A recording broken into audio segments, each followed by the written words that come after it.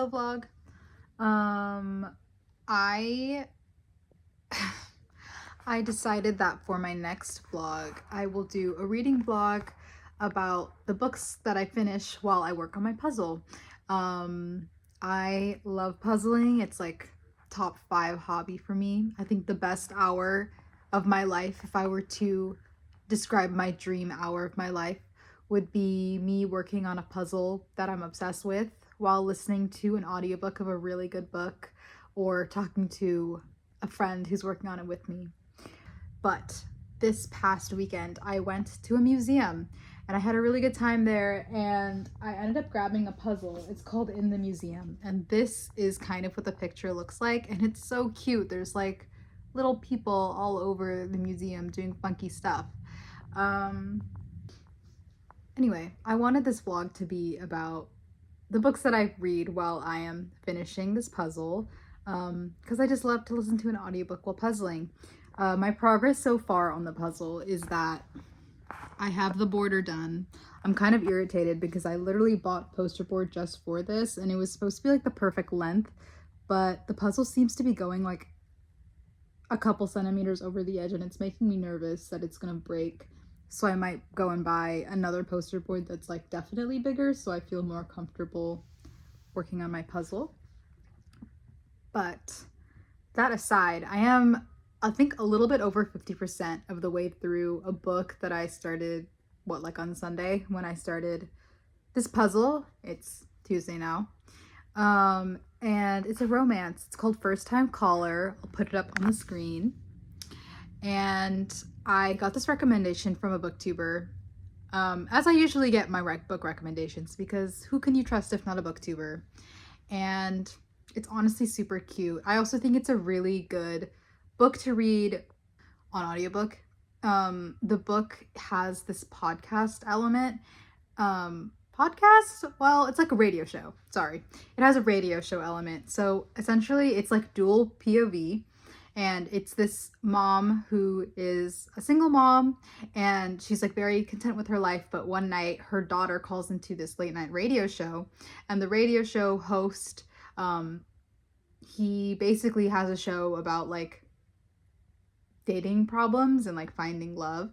And he has become kind of pessimistic about love because of it, because he keeps hearing people's like problems over the radio. So he's kind of like grumpy vibes. And this woman's daughter calls into the show and is like, my mom needs to go on a date. And her mom catches her and has a little squabble with this guy on the radio, because like, why are you talking to my 12-year-old daughter? Hello? And their little clip goes viral on the internet. So she gets invited back to this radio show because it's kind of dying, to try and bring it back. And they have this really cool segment together, and they're like falling in love. And I think because of the radio show aspect, it's a really fun listen on audio. And yeah, it's super cute. I'm really enjoying it so far, but I will keep you updated on how I feel at the 100% mark, and also on my puzzle. Yes, thank you. Hi guys, major updates. So it's been like a week since I finished the book. I didn't update you throughout. That's my bad. I was locked in on my puzzle and reading it, and then life got busy. But yes, I did finish it. I would give the book like 4.5, 5 out of 5. I think it's just a really good romance, like easily recommendable to everyone. Like, it doesn't do anything offensive or anything bad. It's so cute. The ending got a little bit more explicit than I thought it was going to, but it wasn't like too much or anything. And I just thought it was sweet. I think that the growth the characters went through made a lot of sense, and I had a really good time. It's just a romance rom-com, so it's like not doing anything super crazy, but it was a really fun, like enjoyable read that like made me giggle and smile, and was breaking up a lot of my darker and like heavier themed books that I was also reading at the same time as this, which I think I will talk about in another video. But my update on my puzzle, which is obviously more important, is that literally was driving me mad. Actually was so annoying.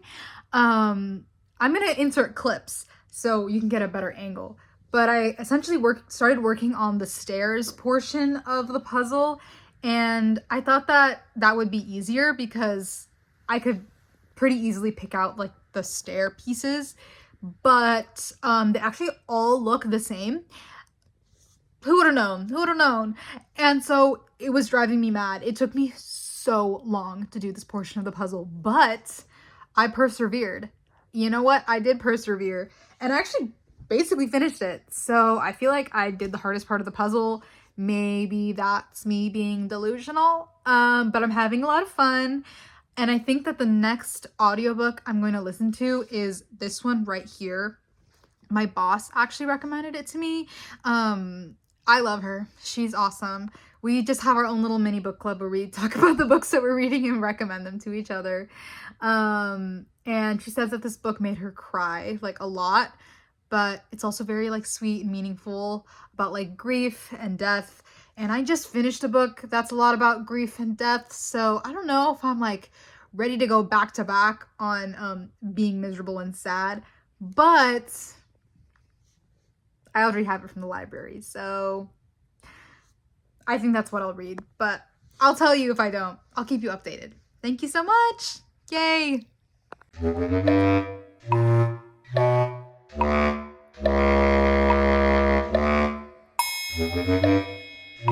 So I kind of completely flopped. That's super my bad. I got extremely ahead of myself because I just love puzzles, and I finished the puzzle without reading more books. So sorry, video flop, but actually not quite, because I finished the puzzle and then I went home for spring break and I bought a new puzzle, and I will insert a picture of the box and I will insert a picture of the completed puzzle. And the concept for that puzzle is essentially it's like a mystery. So you get this like little blurb about what the mystery is and who the suspects are, and then you're trying to complete the puzzle without knowing like what it looks like. So you know how in a puzzle you usually get like a piece of paper, or like the front cover of the puzzle box will show you like what you're completing. So it doesn't give you that.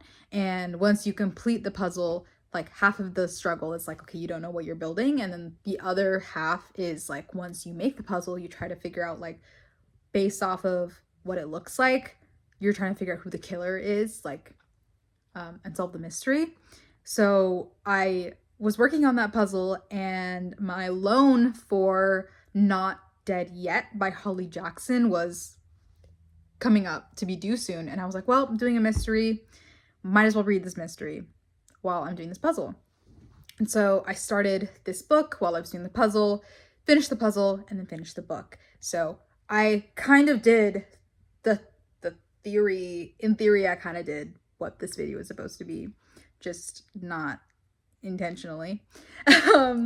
So not about the book, but about the puzzle. Finished the puzzle, which was quite difficult because I didn't have like a reference, which I don't think I've ever done in a puzzle before. And I found that to be difficult and challenging, and that made it kind of fun. I thought the mystery was kind of stupid though. I didn't enjoy the mystery. And for the fact that it's like 500 pieces and not 1,000 pieces, you know, I don't know if I would rebuy another like set. It's really cute because it's like shaped like a book. And like in theory, it's like fun, but it wasn't necessarily my favorite mystery to solve. So, I mean, what mystery can you really solve from one picture? To be fair, I think it's a fun concept, but I don't think I'll buy another one. It's a easy way to say that. But the book itself, I finished that. So I might as well give a review on Not Dead Yet by Holly Jackson. So for those of you who have not read this book or have not heard of it, Holly Jackson is the same author as the person who wrote A Good Girl's Guide to Murder, and it's like YA mystery. And the concept is that there's this girl and she gets murdered.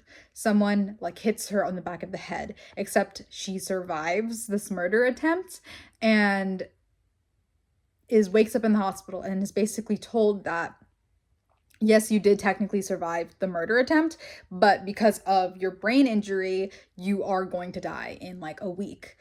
So you did get murdered, except you're still alive for a few extra days, and like, you have time to say your goodbyes, I guess. And she decides that with her last few days that she's alive, she's going to solve her own murder, which is such an interesting concept. Like, I've never read a book or even heard of a book, especially a mystery novel that has that kind of concept. I'm sure that there's like similar vibes with someone who like knows that they're dying from like a disease or something, but yeah, not like a murder. So I thought that was like such a unique like plot, and she has such a limited time to live and to solve this murder, and I thought that kept things really interesting. The book takes place over like the course of about a week, and that's something I really loved about just the book. I liked the plot. I thought it was interesting. Something else I loved about this book is just the main characters. Like, they're definitely very flawed, but I love a main character who has a little sidekick who's solving a mystery. Like, what can I say? I think that their dynamic kept the book really interesting, and it's easy to root for them. I also found the main character to be very funny. She's not a character that takes things seriously a lot, so I think she kept that energy up even though she was dying, and that takes obviously a lot of bravery to do. So I thought that she was just like a really compelling character to read from. This is like a minor, maybe this is a spoiler. I don't think this is a major spoiler. It doesn't tell you anything about like the mystery itself, but more so about Holly Jackson's writing style. I guess you can fast forward if you don't want to hear this, but if you're listening to me review books, talk about books on the internet, like, maybe you don't want to, if you don't want any spoilers at all. But Holly Jackson has this like tendency to write a mystery within a mystery. Like, there's never just one question that needs to be solved. There's always like a couple layered on top of each other, and that means that maybe there's not just one bad person or one person at fault. And I think that's keeps her books really interesting. I think if you're just like a casual mystery enjoyer, you would definitely really, okay, back to the non-spoiler part. If you're a casual mystery enjoyer, you would really enjoy this book. I think it keeps things interesting. If you read a lot of mysteries, maybe you would get irritated at this, very like monologue-y from the villain and from the main character about, solving the case and why they did exactly what they did and how they did it. That occurs throughout like the later end chapters of the novel. But I personally don't mind that as a mystery reader, because sometimes I get confused and sometimes I get lost, and maybe I like it when they spell things out for me, even if it's not realistic. But I thought that was really fun. Something else I have, I guess, not really a critique of the book, just it's like a 4 out of 5 stars for me, not necessarily like it didn't like wow me, is that I guess because they had such a time crunch, and there was like this small town that the book takes place in. I feel like it was really, the main character didn't solve every mystery and get all the answers she wanted every step of the way that she took to like investigate her death, but I would say that like it was really easy for her to find clues. Everything that I mean, obviously, like, you can't just write about nothing, but she didn't face that many obstacles in getting a clue, if that makes sense. Like, even if what she got wasn't the direct answer to the question she was asking, it was a hint for something else. And I mean, that's just like the nature of like a YA mystery novel, I think. But it was overall a really fun plot, and I have no regrets about reading it. It's super easily recommendable. Like, I would recommend it to anyone who likes a mystery. Another thing about this book that has been making me think for the last few days is just the fact that this is also kind of minorly spoilery, but not really. Nothing important about the book, but it's about the main character and her thoughts and feelings throughout the book. Her personality is very headstrong, and she talks about how she wanted her whole life to be, she was wasting a lot of her life waiting to accomplish something huge, and she didn't really take advantage of these smaller moments of, just appreciating the good things in life. And I think she's such an interesting character to read from because she is so close to death. And it's like no surprise that she will eventually die. And I think that's really hard to read from at times. I've been reading a lot of books that are somewhat centered around like grief and death.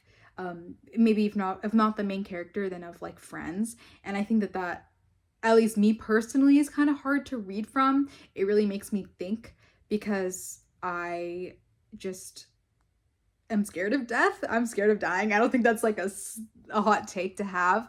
I don't personally believe in anything happening after you die. So the concept of like you literally die and then that's it. And like, yes, you may die really painfully, but I don't know. You only just have so many years to live and then it's over, and then what next? Like there's nothing. Like my brain panics when I think about it for too long. So the fact that you're reading from this character who definitely does have to grapple with the fact that she's dying and she doesn't want to die, has just made me think a lot about how I'm living my life. I think that's what happens whenever I read a story about grief and death. Like I'm scared to grow up and grow older and know that the people around me are going to die, and also the fact that I'm also going to die at some point is just a natural point of life. I mean, I'm 21. I have my whole life ahead of me, so I don't need to get too serious about it, but um I guess I don't want to face the same pitfalls that she does, where she's wastes her life, um and doesn't really feel like she is doing anything important because she's waiting to accomplish like the one big thing, and like her one big thing is going to be solving her own murder. um and I think I have also fallen into that similar pit hole where I am really wanting to like start this YouTube channel just to talk about books in my life just for fun. And I'm like waiting for the quality to be good. And I'm waiting for the moment to be right for me to sit down and film and have time to edit, even though I'm so busy with my personal life and I don't have time for this normally. And I think, not like I had a huge revelation, but it just made me think about how I really need to make the time. And I've been trying to make the time to make this work. And even if it's not going to be like a huge accomplishment, because I'm not planning on growing this channel that much. It's not like my life goal to be a YouTuber, if that makes sense. I have to just do it in order to like accomplish the goal of like I want to post on YouTube about books. So yeah, I guess this